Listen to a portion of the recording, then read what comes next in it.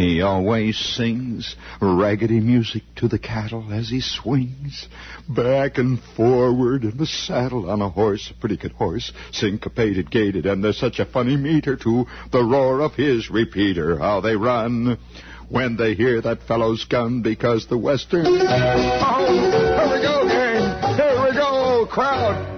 All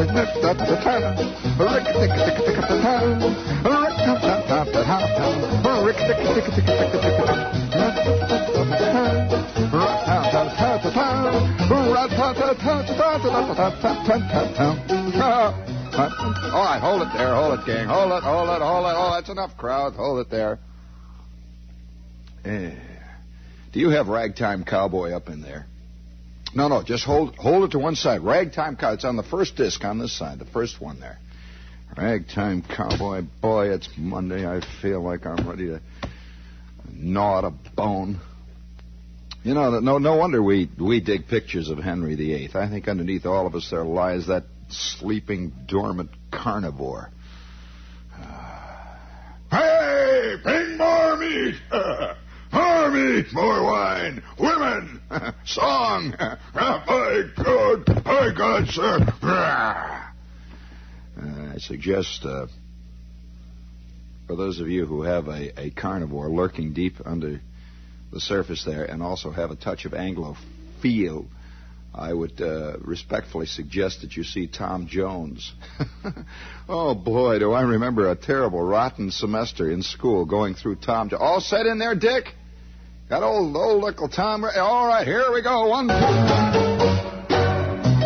what are you? That's not Ragtime Cowboy. That's Canadian Capers. Hey, cut it out. Hold it. Oh, hold it there.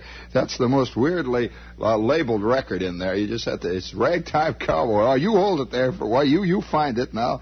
I'll struggle away. You know, speaking of the struggle, I'll tell you, it's Monday night. And we're all here, at least for this moment. All of us are here together. We're all 20th century men. Some of us are more 20th century than others. That's true. That's something that very, very, very few people would talk about. You know, where we always assume, that since everybody's alive in 1964, that they're all observing 1964. You guys walking around scratching. I would like to know the eyes through which guys see things. I'll bet a lot of guys. Really, I'd love to look through other guys' eyes as well as have other guys look through mine too. I don't know how to even phrase this. But if you're walking down the street and here's this guy ahead of you, and you look through his eyes, and all of a sudden, as you see the world, just say you look up 6th Avenue. You're walking up 6th Avenue. And there's a guy ahead of you. He's wearing a brown suit, see, and he's got one of these sort of shapeless gray hats on, that men wear, and his coat sort of hangs down in the back, and you can see it's rump sprung, the pants, and the knees are bagging a little bit, and he's sort of shuffling along there just for one 30-second shot. Think how fantastic it would be to suddenly be behind his eyes and to see 6th Avenue through his eyes. All of a sudden, for one brief instant, you're looking at 1923. He sees all this stuff going past him, the cars and the guys yelling and hollering, the kids and all the shops and stuff, and he sees none of that. He sees nothing that has happened since 1923. And what he does see, once in a while, it sneaks in on his vision, of course. He can't help it. And he just sort of looks the other way or says, oh, damn nuts. And just keeps going, And then on the other hand, I'm curious if it could possibly be that there is quite the opposite. You're walking along behind this tall, thin, razor-like guy. He's wearing a dark suit, and he's carrying an attaché case, and he's got this sharp Adams hat, and he's going along there. And you look through his eye. Suddenly, you're looking at good old friendly 6th Avenue, all the bums walking around in the shops that say back issue magazines, whoopee department,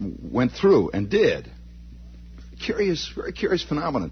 And of course, 19th century politics is very important to a 19th century mind. And it's the truth. And one of the reasons, of course, why Barry Goldwater is appealing to a large number of 19th century kids is because he has a 19th century sense of the oversimplification. You know, he deals with the 19th century world. In those days, of course, probably the last of the true 19th century men was Theodore Roosevelt. And Theodore Roosevelt just, I can't bully! Go on, teach them letters a lesson. Teach them a lesson. I say that the American flag should fly over. Oh, hey, let's go, Dick. Watch it there, Dad. I say, whoop, whoop. All right, that's it. Boy. Here, Dick, it's the other. There's ragtime. There you go. There we go. He always sings raggedy music through the cattle as he swings back and forward in the saddle on a horse, pretty good horse. There we go. Let's try that again, Dick. Hold it. I've been working. Hold it, Dick. Hold it. I've been working on Ragtime Cowboy. Now, you get that queued up. That's the one we've been looking for. You get that queued up. I've been working on this since the fall of 1960. And I'm going to get that bridge yet. Ah, boy. You know, while we're on the subject of the 19th century mind, it is a truly fascinating phenomenon to me. And, of course, there is nobody who digs a Tiffany lampshade more than I do. And believe me, there is no one who... I will match my antediluvian mind. I will match my prehistoric conceptions with anybody's. My moss-covered ideas, my ridiculous crevassed, dust-covered biases, I'll match them with anybody. Let's go! All together! Oh, it's exciting, isn't it? All together now. He always sings raggedy music with the cattle as he swings back and forward in the saddle on a horse, pretty good horse, syncopated, gated, and there's such a funny meter to the roar of his repeater, how they run. Oh, when they hear that fellow's gun, because the Western folks all know he's a highfalutin, rootin' tootin' son of a gun from Arizona. Ragtime Cowboy, talk about your cowboys. Ragtime Cowboy Joe. Oh, all right. There, we did it. We did it. Well, I don't know, you know. I assume that,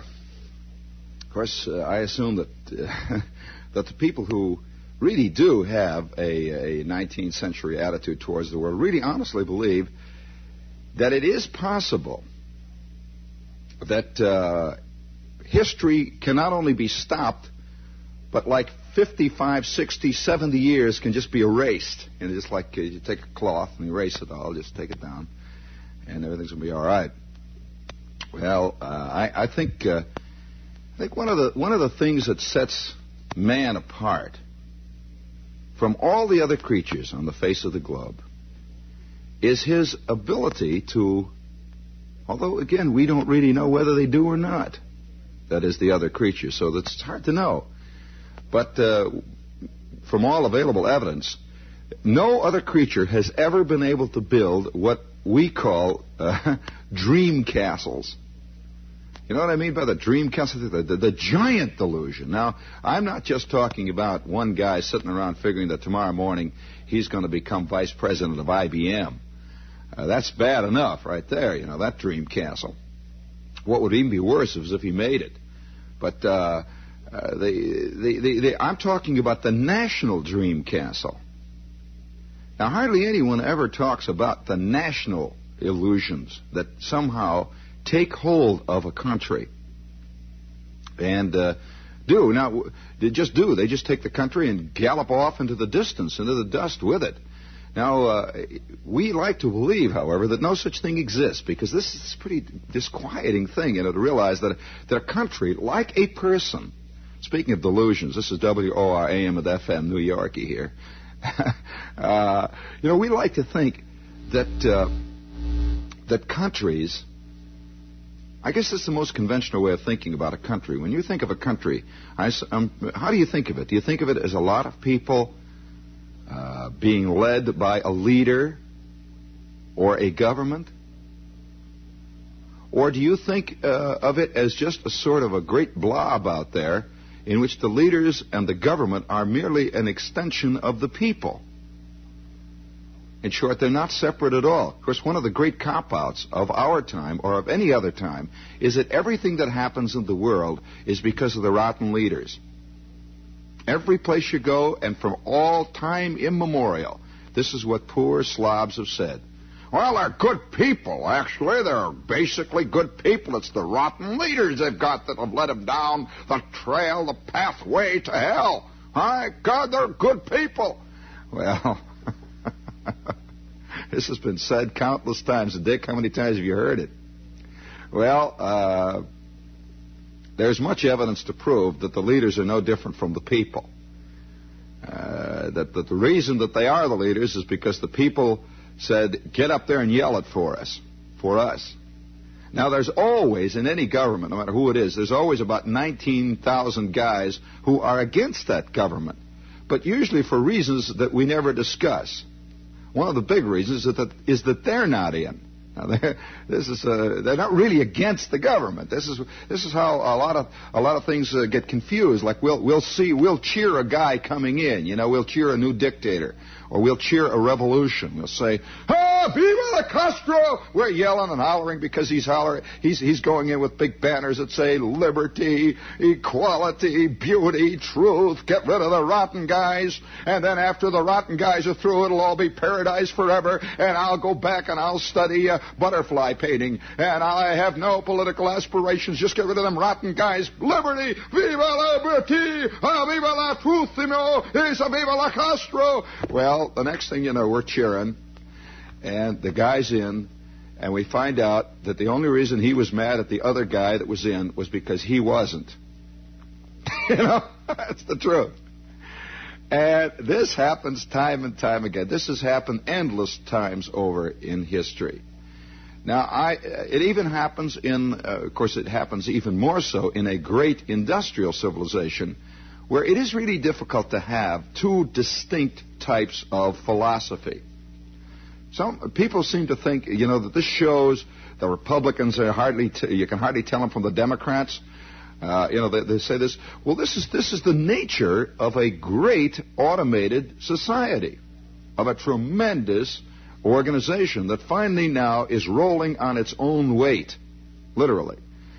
When you have a club, let's put it on this basis. When you have a club that has only 5 guys in it, one guy wants the club to meet on Wednesdays, and he wants them to eat onion sandwiches and sing German leader songs. All right. So there is another guy that wants the club to meet on Sunday mornings.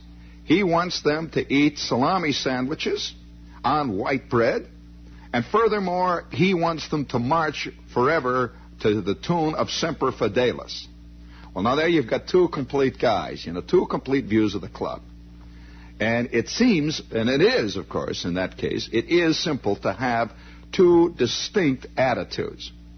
Well, then what are you going to do, you see, one day when now the club has 75 million guys in it? And not only are there 75 million guys, they got regional offices, they've got branch offices, they've got a giant treasury department, they've got a computing department, they've got a department that sends out bills to the members, they've got a department that buries the members, they've got a department that carries them around in buses, they've got a department that caters to the members, that serves over 27 million meals every 34 hours. Well, in the end, it seems like no matter who you are, because he has to deal with this enormous machine now, that his policies are just like the other guys, only just a little bit different. Now, there's only one kind of policy that could possibly be different when you have a giant machine, and that is, blow it all up! Which, of course, will never be, because the machine is now too big and is rolling down the highway of its own weight. And very few men can have any actual, real impact on the direction or the way that machine is rolling. And so, yet we still have these 19th century ideas that it's a little club. We do, because there will always be 7 or 8 guys, or maybe 1,000, or maybe even 1,000,000 guys in that great big club who, because of one reason or another, remember when there were only 5 guys. And they keep saying to you, remember the old days, Charlie, when they had real guys with real ideas in this outfit? Why, I can remember one time, and of course, they refuse to accept the fact that no longer is the club just 5 guys, and no longer is it easy to steer it in any direction. It's just like the difference between driving a kiddie car, which you can ride up and down the living room floor, and you can drive it into the bathroom. You can try that with a bus sometime. Seriously. Try that with a Mack truck. Well, it just the sheer size of the club now is such that, and so a lot of people, because of the fact that now we're a little worried about this giant machine that's rolling like an enormous juggernaut. See, there was a time when people used to feel that they were part of the club when the club is small. I'm sure that you've been in clubs or some kind of organizations before. You used to feel that you were part of it, and you get up and argue with it. Well, then as the club got bigger and bigger and bigger, you began to feel more and more cheated. Until one day, you didn't even go to meetings anymore. The club had 18 million members, and there were all kinds of new guys in it. All kinds of newfangled ideas. Wise guys were coming into it. And so you finally decided to stay home.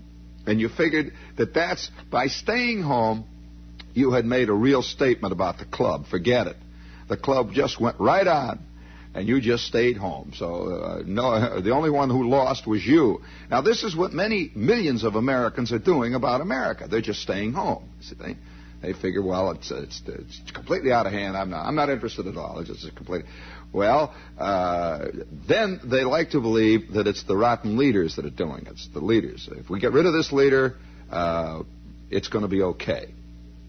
If we get rid of the next leader, well, have you noticed that people increasingly have said that for all of the, well, actually all of the presidents I can remember in my lifetime. But it's getting more, you see. It used to take a little longer for people to decide if we could only get this rascal out, it's going to be better. And now today, practically the minute that the president gets in, like 20 minutes afterwards, the first cartoons begin to appear on how rotten and insidious this new president is. and the 19th century mind continues to gallop forward. Now, I'm sure that probably the most 19th century mind in the body of mankind, when I say the 19th century mind, if it's in the 17th century, well, you'd have to say the 16th century mind. The most nostalgic mind in any society is always the writer. The writer, the thinker. It really is because, and I'm not being anti-intellectual here.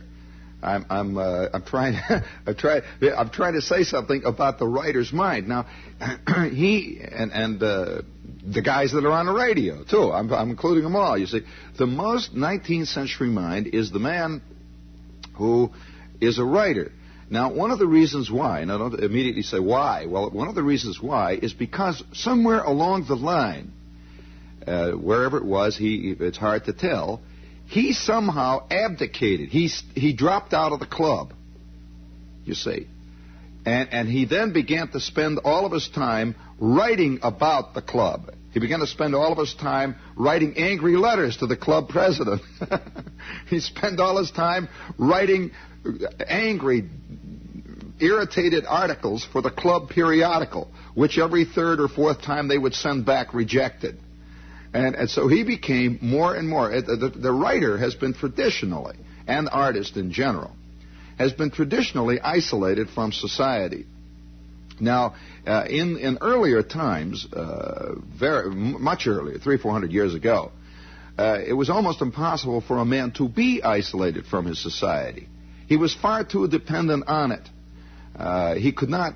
He had to carry water. He had to go down the street and get water. So he had to meet a lot of people. He had to go 7 or 8 miles to get a ham hock. And things were very. But with the great growth of automation and with the great growth of conveniences, what we call civilization, it has become possible today for a man to be far more isolated than Thoreau ever was. Believe me. Walden Pond was like a big roller rink compared to the isolation that many guys can achieve today. First of all, everything that you eat, let's just take little basic things. Everything that you eat can be brought in. And not only brought in, a guy can lay in enough to eat in this day and age for 6 months if he's got a freezer. I know one writer who has not talked to people in over a year. Seriously. He lives up in Woodstock. And every 3 or 4 months, the local grocery people come down to his cabin and they stock up his freezer. He gives them a big check, and that's it. He's got his food now for the next 3, 4, 5 months. He doesn't even see anybody. He has his telephone removed. No phone. No, it's all out. You see, his phone's removed. And he's been up there now, oddly enough, for like 4 years, writing about the 20th century. Now, a lot of guys, now this is another problem, too, with the writer and with the artist in general. He seeks his own kind. You will find more writers. You'll find, for example, if you go down, this has happened to be dozens of times. You'll go to a party in the village, and almost the entire group of people there are people who are writers, artists, one thing or another. And, of course, they spend their time talking about society, excoriating society, one thing or another. But they're doing it with other writers, and they're doing it with other artists. It would be very difficult to find, say, Norman Mailer in a bowling alley in Jersey. And yet I'm sure he thinks he knows all about it. Sure. It would be very, very difficult to find, say, just take one from offhand. You see, on the other hand, you see, a man can live in the Jersey bowling alley and be isolated, because that is another party going on.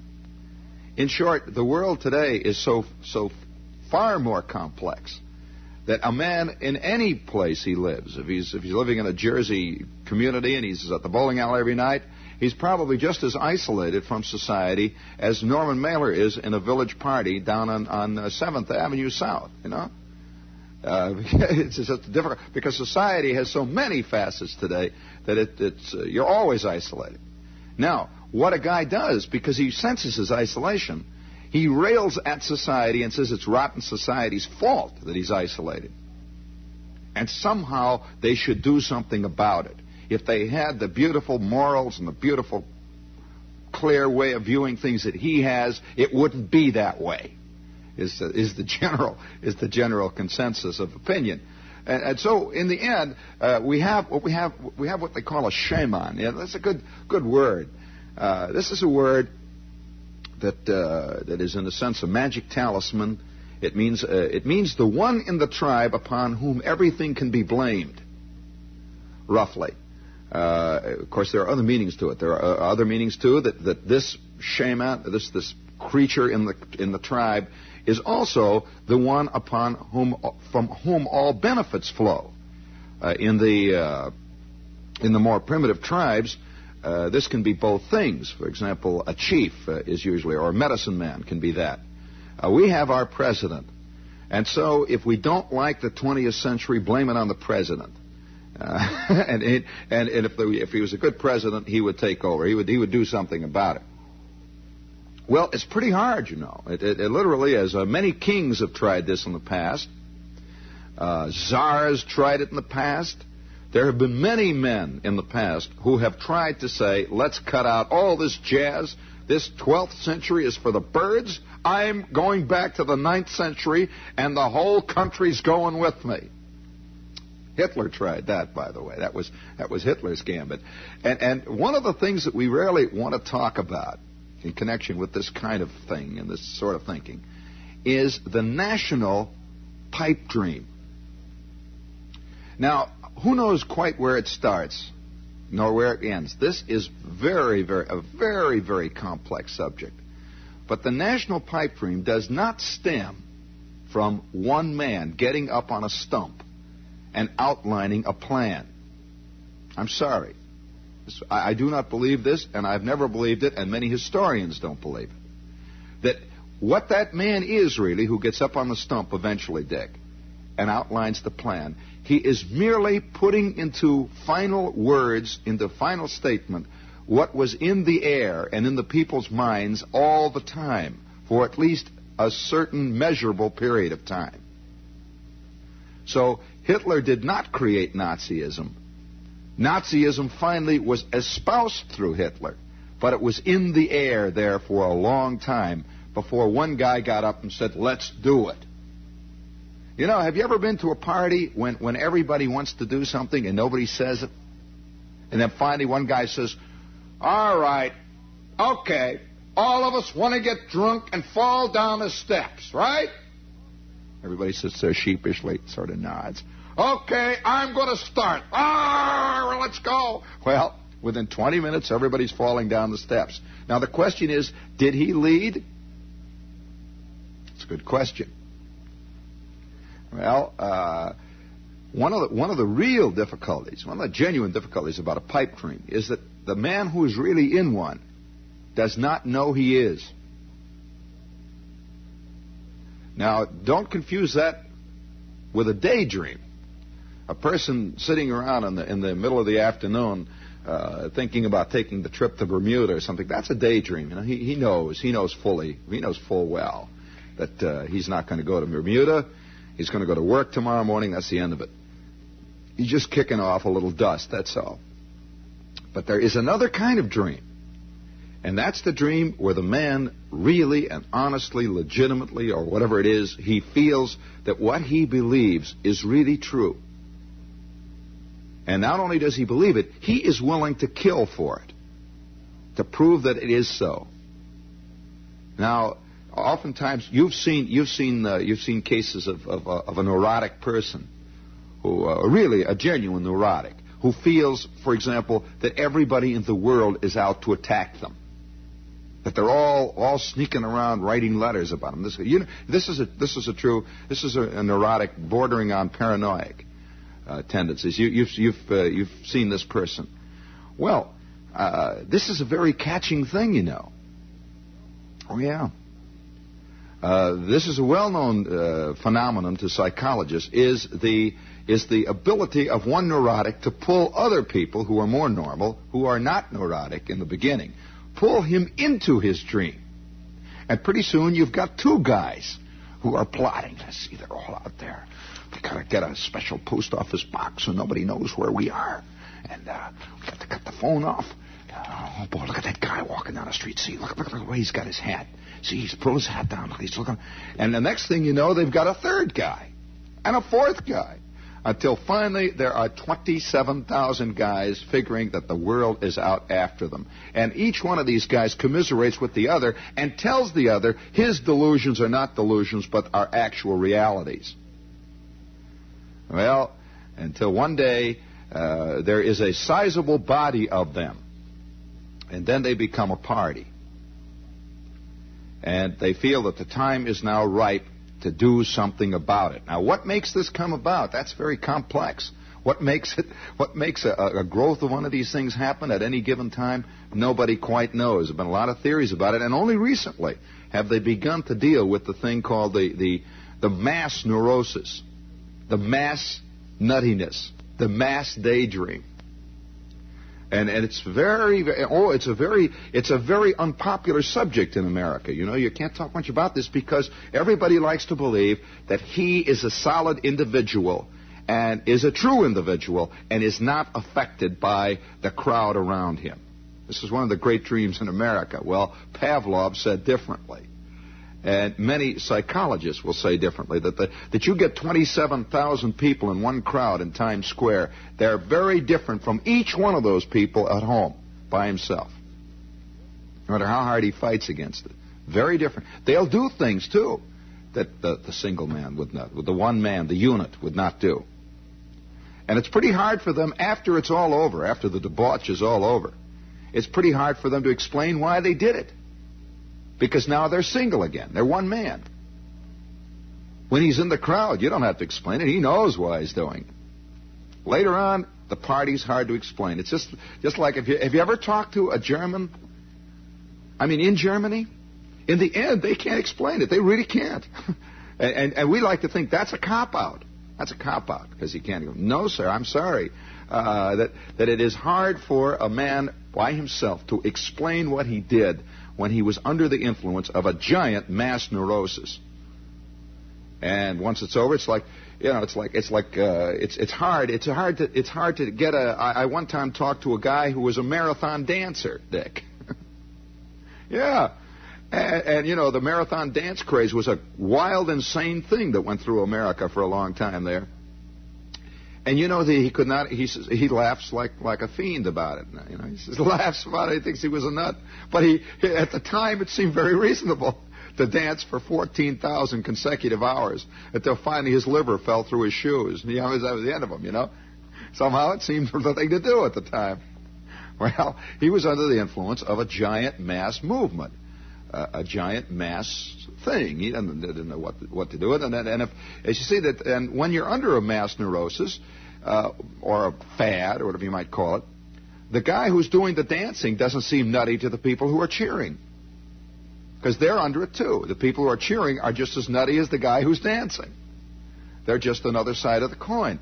And so you take the Nazis. The Nazis themselves were, in effect, the dancers. I mean, the guys with the uniforms and all that went around, hollered, and and all this. They were the dancers. The rest of the people in Germany were the audience. They were applauding. Well, who was the nuttiest? Who knows, Who's the nuttier? The guy that writes the bad show or the people who cheer him? It's a very difficult question. We like to always blame the writer. We like to always blame the guy in the uniform. Well, it's pretty hard. Now here in America, I don't know. There's some pretty interesting things going on, and one of the things we have that has developed, and it's been really steamrolling, because we're a very romantic nation. We really are. We're very romantic. You can see romanticism on all sides in America. The happy ending movies, Doris Day is Forever Young. The happy thing is the word togetherness is a true American word. The word it's a happy, a fun thing. This is in America. They never occur to a Balkan to use the phrase a fun thing, Ivan. Never. It's just it's our language. We're very romantic people because, in a sense, one of the great things that I think America believes in more than anything else, and that's childhood. And it's a very romantic concept. We all believe that we're children, and the more we can stay like children, the more we love it. Till finally, you'll find people today spending millions of dollars to remain 22 if they can. We worship at the feet of children here in this country. And that's a romantic concept. And so we begin to adopt, to show that we're one of the children, childish attitudes towards things. And so today, large numbers of guys in their 30s are living on good humor bars. Literally, you think that's? I'm telling you the truth, Dick. And they're drinking Yoo-hoo, and they're living like the way they think a child should live, and they're digging it. Now, what does this result in? Of course, one of the things that has come about in America is a tremendous belief, like children. A tremendous thing that children do is to dream of the olden days.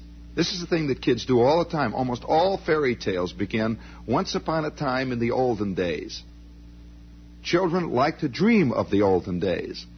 Well, you really have some dangerous things going on when you have a nation of children dreaming of the olden days. Once upon a time in the olden days, men stood up and were men, and women were women. And once upon a time in the olden days, man would go out as an individual and he would fight the bears. He would go out and he didn't pay taxes. No, he just made himself a loaf of bread. He chopped down another tree and built with his own horny hands a cabin. And once upon a time, well, that's what many of the politicians are doing today. And it's just like a kid lying on his daybed, a 15-year-old boy reading the stories of King Arthur, And he's lying there on his sack, and his mother comes in and says, What are you reading, Charlie? And he says, Nothing. He's all deeply involved. And then suddenly he says, Ma. She says, What? Ma, you know what I'm going to be when I grow up? What? I'm going to be a knight. For that minute, he believes it. You know the phenomenon, Dick. Now, seriously, he believes it. Can you remember when you were a kid and the idea of being a cowboy? Well, you know that there are countless grown-up people that I know. I'm serious. Grown-up people, writers. One of them is a famous writer who imagines that underneath his 1964 bearded exterior is the heart and the horny life, the hard-bitten creature, the sinewy body of a cowpuncher. He has never been, to my knowledge, west of West Chicago. Seriously. And there's a whole crew of writers and so on. Every Western on TV he watches religiously and lives it. An intellectual. How do you like that? Now, it is kind of a national dream world. Take a look at our television. Hour after hour after hour of extensions of that same child's dream. It would be as if this kid, for day after day after day, looked at nothing but pictures of knights. Would you or would you not say he hung up? Especially if he was 58? Well, I'd like to know how many yards of TV tape is being cut this very minute since I've come on the air showing nothing but guys going, blah, blah, blah. There goes the varmint! Here he goes! Pew, pew, pew, pew, pew, pew, pew, pew. Yeah, we're living in the middle of one of the most fascinating daydreams that the world has ever seen. I don't know where it's going to end. I have no idea. And what intrigues me is that the younger the person is, in most cases, the more he's infected by it, the more he's involved in it. And I'm not talking about just the TV shows. That more and more you will find kids who are 19 and 20 buying 19th century politics and calling their old man old-fashioned. Intriguing thing to see happen. And the young kid, for example, who's sitting around playing his guitar is a liberal in the Charles Dickens sense. He is still fighting the battle of the sharecropper. He's still fighting the battle of the 1890s. And his concern, when you talk about liberal, his concern for things that are really happening in this country is not only not minimal, it is non-existent. You couldn't get him to sing one song about the millions of guys that are out of work, for example, because of automation. Hey, what do you mean automation? He doesn't even recognize its existence. He keeps thinking, gone are the days from the cotton fields away. Oh, I was the So you get into the time. Yeah, there we go. By George, you can't beat it. Speaking of the time, we have just wasted another 45 minutes of the 20th century. Or is it the 19th century to you, Charlie? Or maybe there are a few of you who are still deep in the 16th century. This is WOR Radio, your station for news.